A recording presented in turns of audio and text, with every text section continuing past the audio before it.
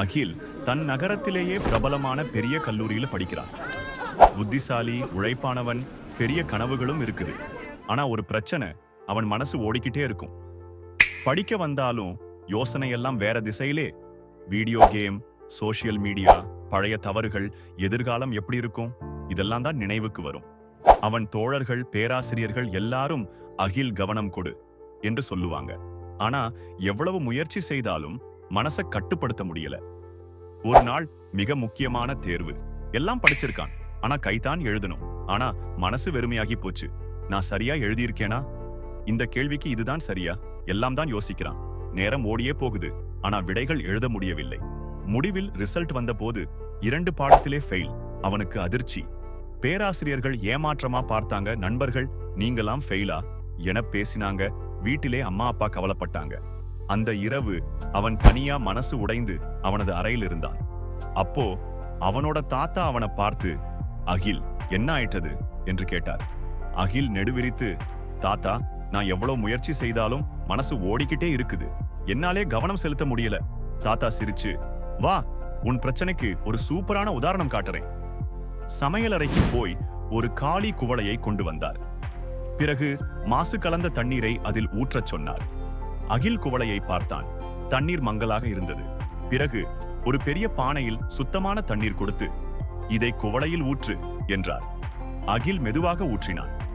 சிறிது நேரத்திலே மாசு கலந்த நீர் வெளியேறி குவளை தூய்மையாகிவிட்டது. தாத்தா சிரிச்சு, உன் மனசும் இதே மாதிரிதான். பயம், சந்தேகம், கவலை எல்லாம் மாசான நீர் மாதிரி. நல்ல எண்ணங்களை நிரப்பினா அந்த மாசு தானாக வெளியே போயிடும். அகில் யோசிச்சான். நல்ல எண்ணங்களை நிரப்பணும்னா எப்படி? தாத்தா இன்னொரு கதையை சொன்னார். ஒரு கால்பந்து வீரன் விக்ரம் நல்ல திறமையுள்ளவன், ஆனா தன்னம்பிக்கை குறைவா இருக்கும். நான் தோத்துடுவேனா, நான் தவறா விளையாடிடுவேனா, இப்படிதான் எப்பவும் நினைப்பான்.